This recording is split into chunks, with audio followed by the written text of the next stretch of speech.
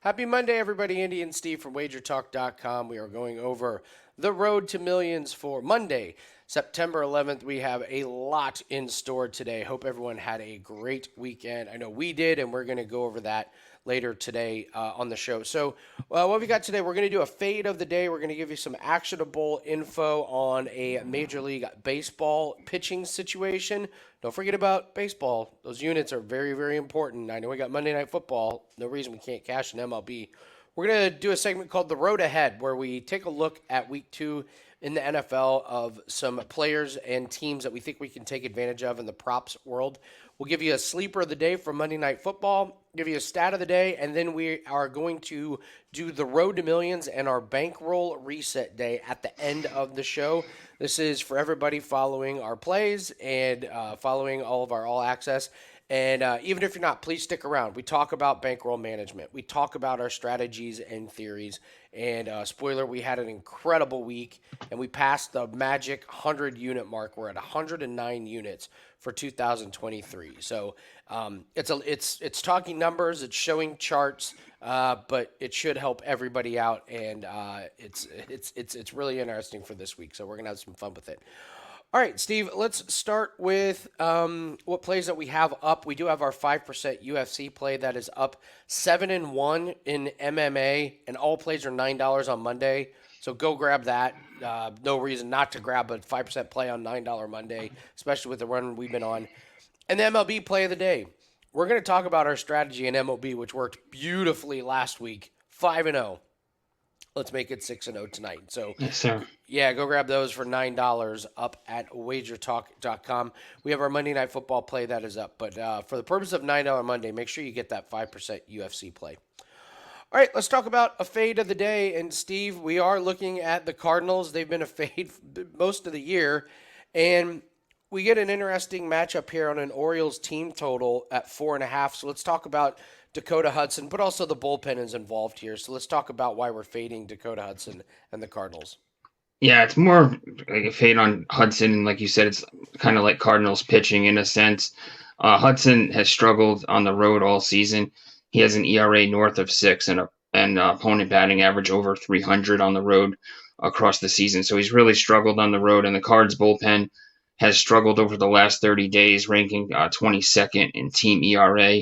The Orioles, they lost yesterday, but they've been on fire, and they've scored 5+ runs, 9 of their last 11 games, and also in 16 of their last 24 games at home since the All-Star break. So at home, to score 5 runs, there's close to a sure bet as you can get. We have Camden Yards is always a great hitter's park, and we have some favorable hitting conditions there today. Looks like we have ballpark boost, 7% ballpark boost on runs, according to Ballpark Pal on Twitter. So this is all the makings of a high scoring game for the Orioles today at Camden. Yeah, and I saw that this line moved up to 5.5 on a couple sports books on the team total at plus money. So if you're going to get it at 4.5, make sure you lock it in. And even at 5.5, man, At plus money, especially, oh, that's tempting. It's tempting. it is tempting. Yeah, so we're fading the Cardinals, and we're going down the stretch here, and there's just a lot of teams to fade and some really good situations. So that's your fade of the day. Our MLB play of the day is up, hoping to make it 6-0. But yeah, take a look at that Orioles team total. All right, let's do the road ahead. We had a really good week in NFL. We hit our 5% play on Trevor Lawrence. We hit that in the first half. But what we want to do is we don't want to take a look back, but we want to look to week 2. And we want to see if we learned a couple things from week 1 and some things that we need to pay attention to. So, Steve, I'll start with you here. Hunter Henry, he's got an interesting matchup here against the Dolphins in week 2. The Dolphins look like all their games are going to be shootouts. They have an explosive offense. They have no defense. What do we notice about Hunter Henry, and how can it help us in week 2? So Henry was a great safety valve for Mac Jones, and if we can get similar numbers that we got last week, where he crushed his reception and his yardage total. I think his yardage total was about 32.5, and he cleared 50. So he was highly involved in the Patriots passing game yesterday, and he's as the safety valve. I could see him getting a ton of looks in a high scoring game with the Dolphins. If we're going to have a high scoring game moving forward in a shootout with the Dolphins, like we saw yesterday against the Chargers, and the Patriots, they have a great defense, but they're going to have to score some points in this one to keep up. So looking at Henry as just getting a lot of targets maybe late in the game when they need to try to keep up with the Dolphins. Juwan Johnson was another one, seemed to be a little bit of a safety valve. He's got a matchup against the Panthers, the absolutely woeful Panthers. What do we like about Juwan Johnson? What do we think about his matchup in week 2? So it's tough to say with the Panthers because they only allowed Pitts to get 2 catches for a little over 40 yards, but really not. Allowed. I don't Yeah, necessarily think it was great defense. yeah. Well, the thing is though is that we don't this Falcons passing game though um we don't really they're not passing the ball very well, so we can't really read too much into that. Johnson's a guy that we've liked since the beginning of the season. We look at his touchdown props and his over receiving props, but yesterday yesterday he just got over his numbers barely. So the good thing about him is we might be able to see the same numbers. A guy like Henry, they might shoot up a little bit because he's also has the shootout. But Johnson, we might be able to. He just crept over. He got 3 receptions, and the number was 2.5, and he just crept over the yardage. So moving forward, what could be great about him is we get similar numbers, and I think he had 5 targets, so he could have been even more involved in the offense yesterday. Hunter Henry, Juwan Johnson, a couple of under the radar tight ends are great for props. Sometimes you want to stay away from the big name guys and take a look at these lesser tier or lower tier guys. The Falcons pass versus the run. This is just an extension of last year. They did it again. 26 carries compared to 18 pass attempts. We talked about Desmond Ridder as a fade, and this was one regret that we didn't put in was Ridder under 198 and a half. But you look at this Falcons team, and they're playing the Packers. So the Packers put up a lot of points, but that was against a pretty bad defense. But I think, what do you think the biggest takeaway here is? The biggest takeaway Desmond Ridder only throwing 18 times and Pitt having 2 catches and Drake London 0? Or is it Tyler Algier getting 15 carries for 75 yards, Steve? For me, I was interested in Algier because he had more carries, more yards, more touchdowns than Robinson, and moving forward, we can see some low numbers out of him, maybe until the books catch up with him clearing these numbers at such a high rate. I liked Algier last year. They made a concerted effort to get him over 1,000 yards, and you like Bijan Robinson only had 10 carries, but he had 6 receptions.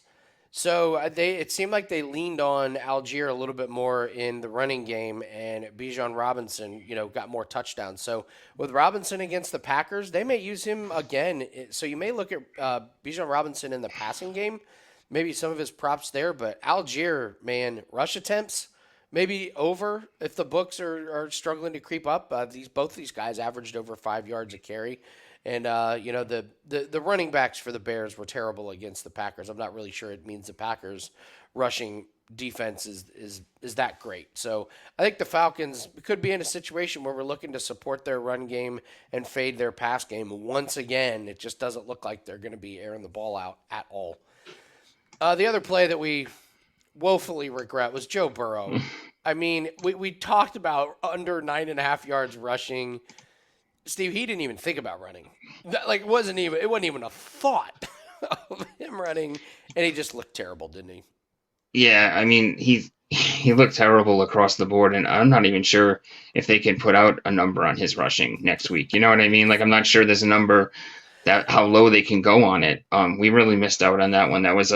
It's week 1, and you try to play at low volume and play it close to the vest a little bit, but sometimes you see a lot of plays that you miss out on. There's ones also that we like though that we lost on as well. So you got to be happy with where we're at, but Burrow will have to look at the numbers, but anything under him, any under, especially rushing for him right now is looking good.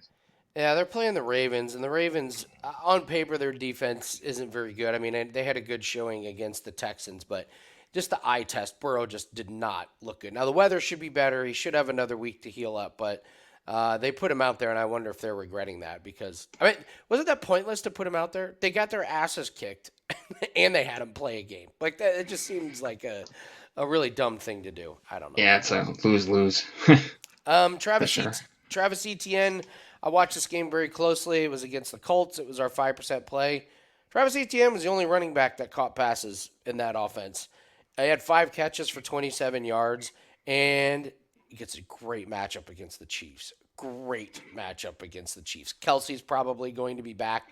We would expect that game to have a few more points. I thought Trevor Lawrence didn't look great at times in the second half, but in the first half, he and Ridley were just on the same page. The Chiefs last year were terrible against opposing running backs catching passes, and I don't know if you saw. I mean, they threw the ball to Tank Bigsby. It went right through his hands, bounced off his helmet for an interception.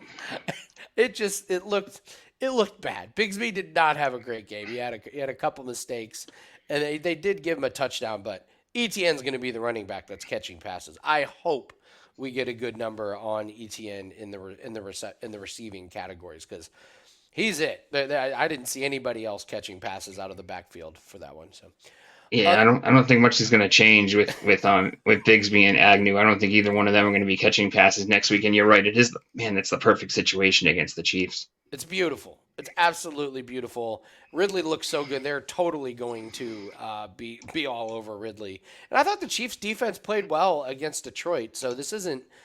It's not like they're going against a cupcake defense, but maybe that works out well, and ETN gets some dump off passes. So the Vikings, we wanted to talk about their passing game versus running game. First off, they lose to the Buccaneers, and Kirk Cousins threw the ball 44 times, and their running game was awful. They rushed the ball 17 times for 41 yards. Absolutely terrible.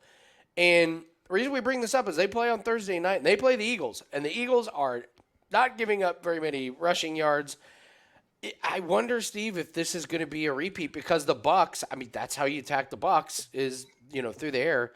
Is it going to be another repeat? Are we looking at? Should we just look at Kirk Cousins' pass attempts over Alexander Madison under rushing in this matchup on Thursday? I don't see much changing. I mean, they ran the ball 17 times yesterday, right? So Madison, I don't see him getting highly involved against the Eagles, and I think that it is another game where, especially on a short week, where we see. I don't think much is going to change with their offense, and Cousins is probably going to be throwing the ball like crazy. He's going to, and also they're going to have to keep up with the Eagles, especially if the Eagles come out early like they did against the Patriots. Yeah, it was man. They were just throwing the ball like crazy, and we called that yesterday with the Bucks. They actually cleared their team total. We had talked about that one. They over 19.5 on the Bucks team total, and they won the game. Which a lot of people in the survivor pools aren't too happy about that one. No, no. But Corbin did it. Corbin talked about this on the alt lines. He's like, give me the Vikings plus 7.5. That was one of his alt lines, and sure enough, they lose outright, but they cover that one. So I got to believe the Vikings defense is in for a long game. If they let Baker Mayfield throw for 2 interceptions or 2 touchdowns and no interceptions, I got to believe Jalen Hurts is probably going to light them up. So could be a shootout. I'm very, very interested in Kirk Cousins over his attempts and completions in that one. And then we got to talk the Chargers rushing game. It was a shootout in the Chargers and the Dolphins, but Steve, it was a very balanced attack from the Chargers. They actually rushed the ball more than they threw it against the Dolphins, and they get a matchup against the Titans, which is really interesting because the Titans. I thought the Titans defense looked really good against the Saints. That was an interesting battle. So you have Josh Kelly rushing for as many times as Austin Eckler. Kelly gets 91 yards and 1 touchdown. Herbert even ran for a touchdown. Eckler rushes for a touchdown. Do we see more of this, or was this just a product of playing the Dolphins' bad defense? 'Cause I thought Tennessee's defense looked really good. Yeah, I think that this is just a product of that shootout. Like I was going to mention Kelly matching Eckler and carries as well, and I don't see that happening again against Tennessee. We know that they were great against the run last year.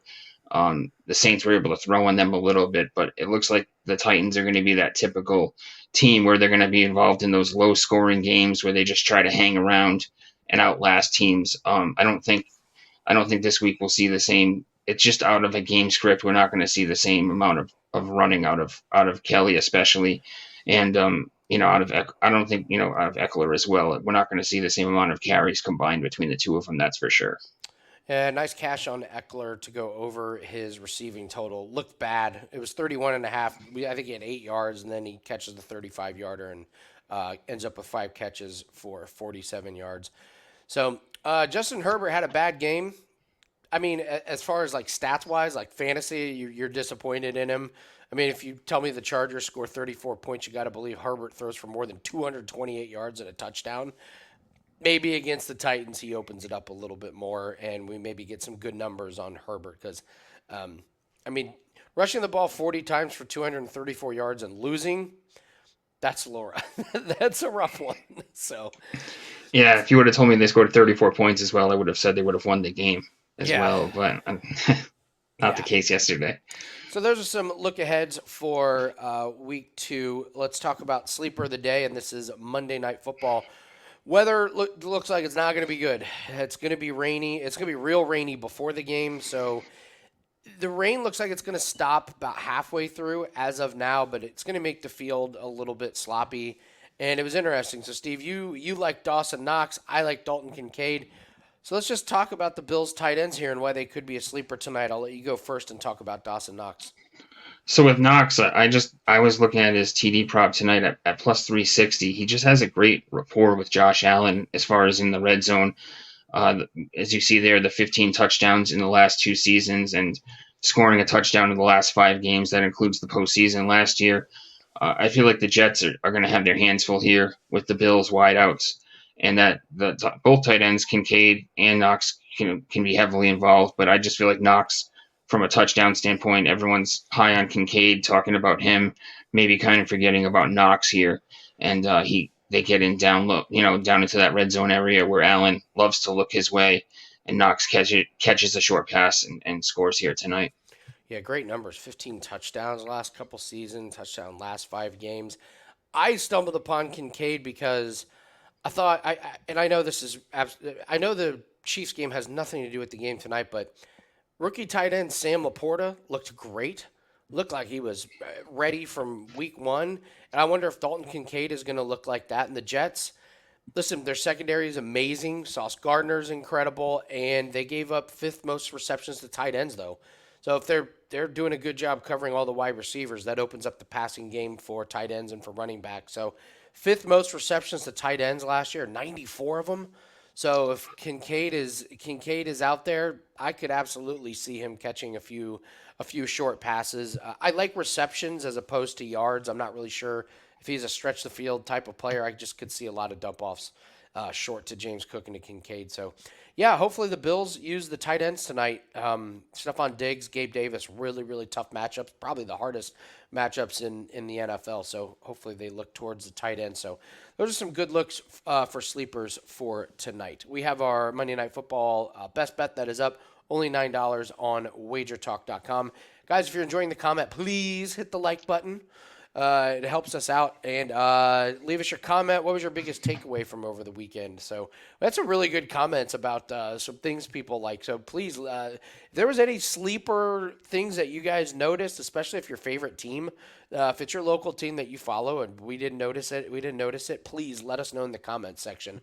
I always say sometimes the local fans know just some interesting tidbits that escape some of the research and escape some of the media. So really enjoyed that. All right, stat of the day. Steve, Cowboys had 3 defensive touchdowns in 2022, and they had 2 in the first quarter. So some of these defensive touchdowns, man, they just happen at the weirdest time. So I think we were 14 minutes into the season. They already had 2 defensive touchdowns. Fantasy managers everywhere are. I mean, if you went up against the Cowboys, you're like, oh, it's going to be one of these seasons. And if you had one of them, I wonder how many fantasy games were decided because of the Cowboys and the defense. Oh man, I'm sure there was a bunch of them, and that what a melee last night. It was just Giants, man. They get shut out on the first game of the season like that and just embarrassed. We didn't actually make it an official play, but we had talked about the Prescott over rushing, which I think is something we could look back towards moving forward, because it was just we had talked about this before the show, but it was just game script that made it so that he couldn't get over the total. He had one carry, I think, for 6 yards, and he's not going to be running the ball and risking himself in a game when they're up 26-0. You know what I mean? In the second half, so you just knew the writing on the wall for that one was going to be an L. But yeah, it was embarrassing for the Giants last night for sure. My big money fantasy league, we have deep benches in that league. One of my late picks was Rico Dowdle. Most people don't know him. If you're the Tony Pollard owner, that guy's your backup. So if you want to handcuff Pollard, and honestly, I think it's not going to. Last year Zeke and Pollard were both really really useful fantasy owners.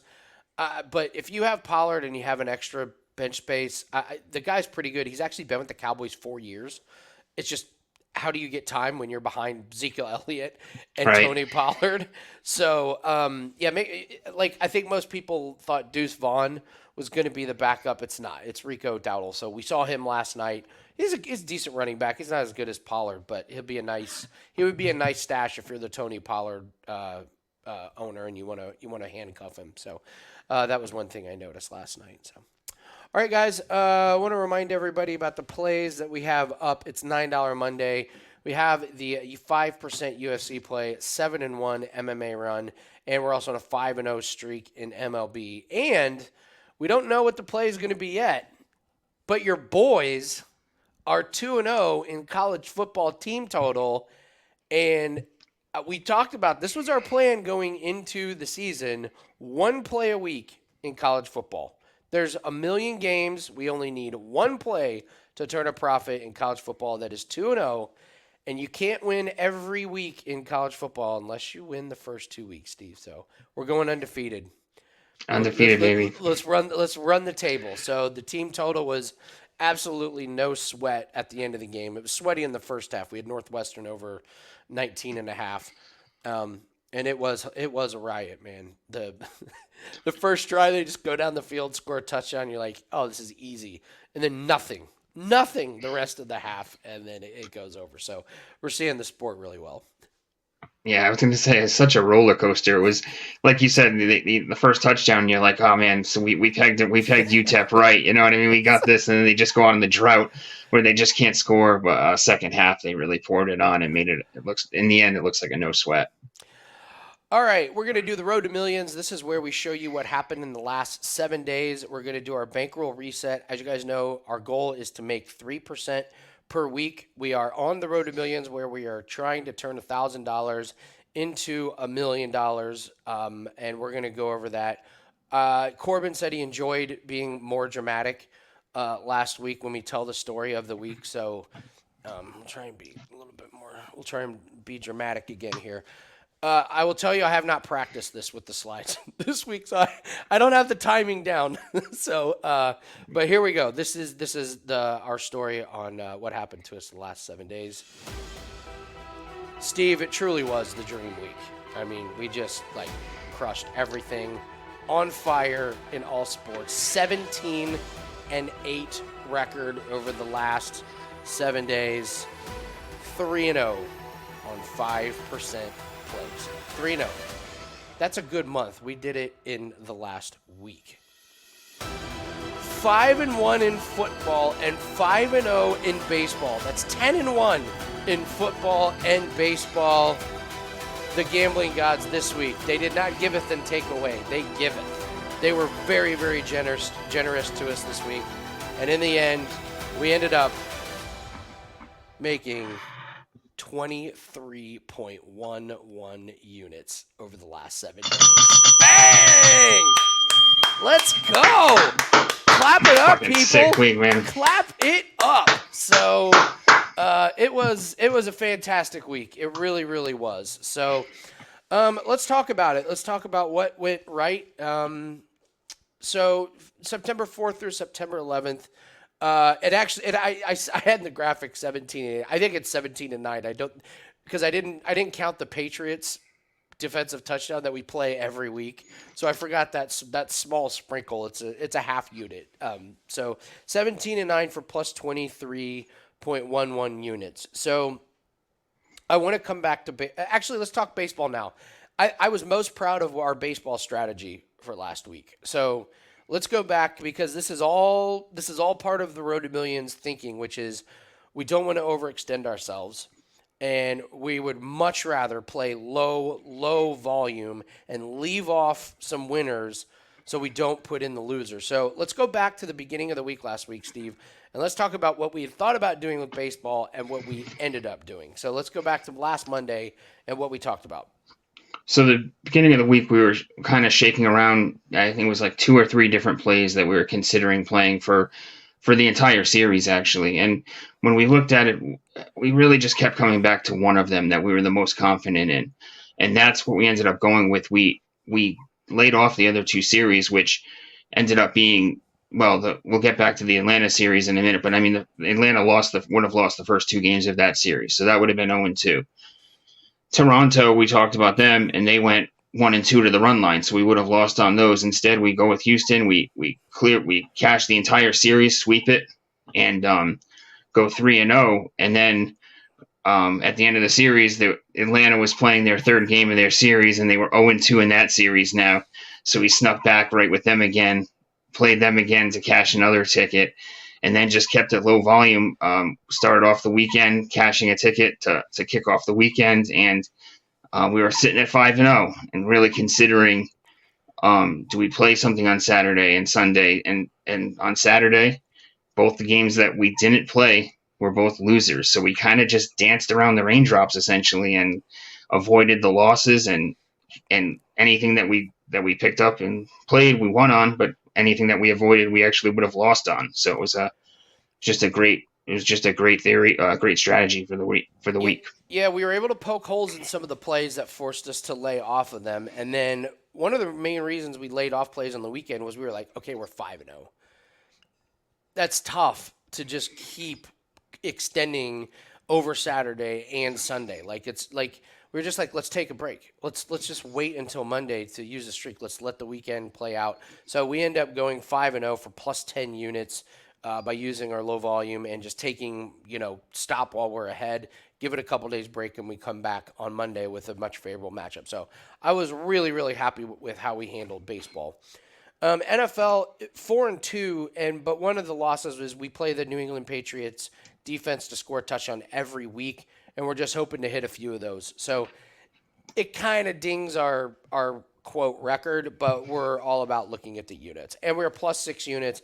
Most importantly, we hit the 5% play. That, like we all know, that's kind of what it comes down to. So Trevor Lawrence gets over 1.5 touchdowns early. Good thing he didn't have any the rest, but I still stand firm that the Colts secondary is absolute fade material. So,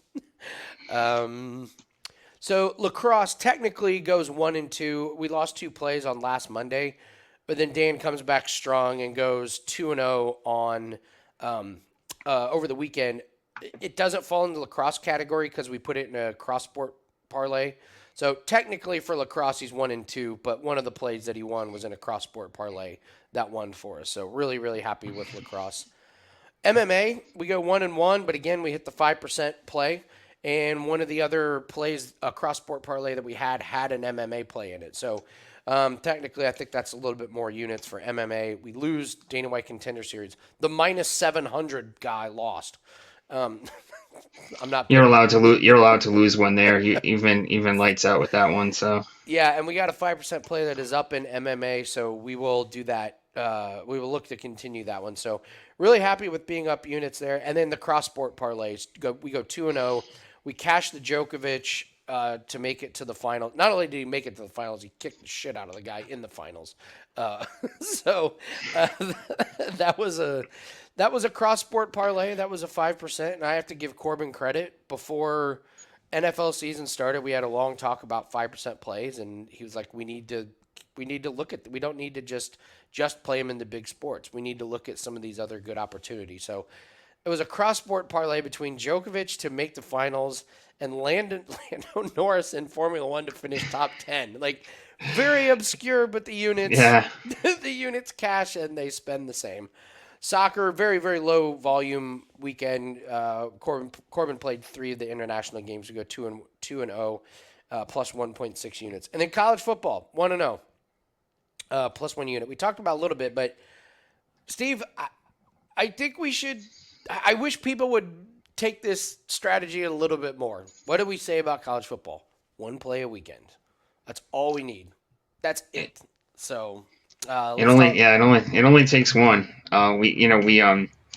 We like you said, we talked about this theory last season and towards the end of the year, and we were like, why don't we, start doing some college football and start doing just one play a week though, and see if we can build up a really nice record. I know it's hard for the guys that are capping this as their maybe not lone sport, but their main sport. It's hard to just put out one play a week. I get it, but it's a profitable strategy. We just are able to focus in and narrow it down to that one play that we've both loved, and we've each had one so far that we've brought up to the other guy and kind of went over what we were thinking with it. We had a couple of other ones that we talked about this week, and those actually cashed as well. Be nice to have those cashes, but we'll just take it. We'll be happy going 1-0 and avoiding the losses. Yeah. So what we decided was we're going to focus on team totals, and that's just where we're going to do our damage. So. All right, let's take a look at our bankroll builder spreadsheet. So if you're following along, this is our bankroll reset day. If you've not seen us do this before, there's a link to the bankroll builder spreadsheet. And there's a link to the original Road to Millions video that was on June 26th. So if you need to download the spreadsheet, you can set this up to fit your own bankroll. And every Monday we do what's called Bankroll Reset Day, where we go over all of our numbers and see where we sit, and we establish what one unit is for the week. So we went back to May 22nd here, and we started with $1,000.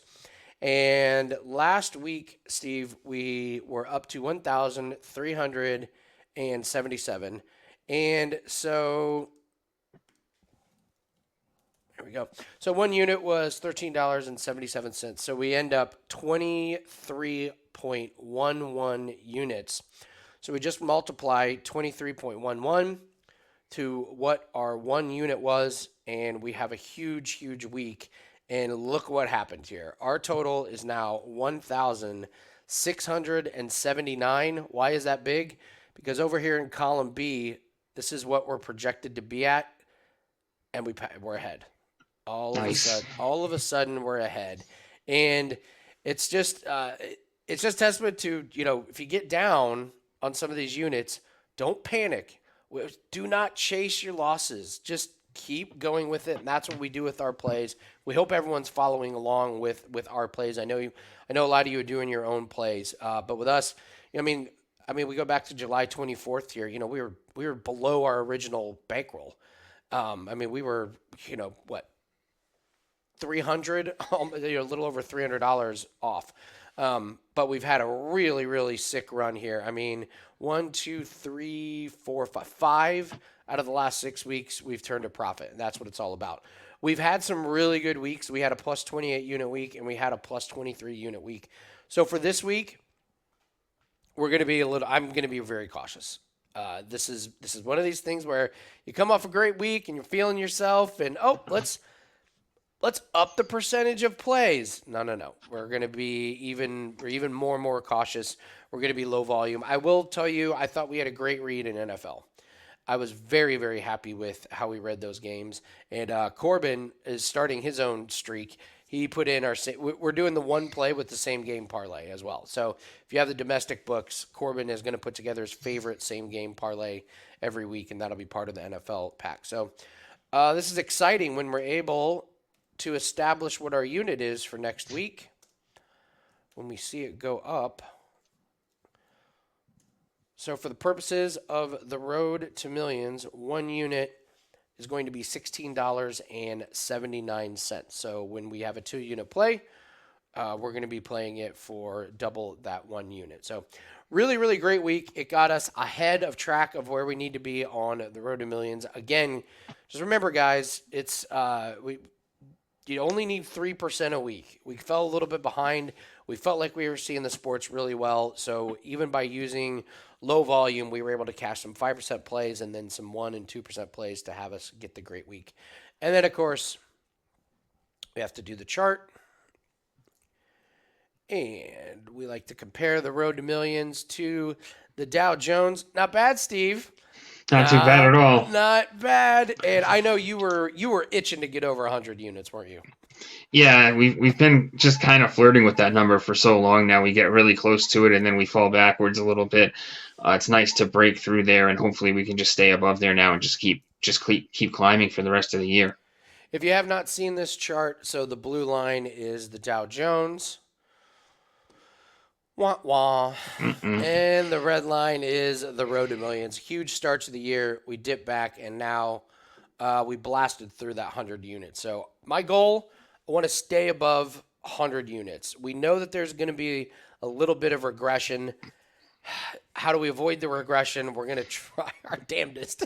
so we try and avoid the losses. We did a great job of that last week. So that's what we're looking to do on the Road to Millions. So we're over 100 units, 109 units to be exact in 2023. So looking forward to finishing off 2023 really, really strong. So, all right, guys, that's going to do it for us on the Road to Millions. Don't forget to get the 5% UFC play that is up on WagerTalk.com. And if you are interested in a long-term all-access package that gets you every single play for the Road to Millions, just reach out to me, let me know, and we can work out something for a year-long pass. Just hit me up on Twitter, @BumpSports, or you can send me an email at bumprunsports@gmail.com. Good luck on all your plays tonight. We will see everyone on the next episode of The Road to Millions. Good luck tonight.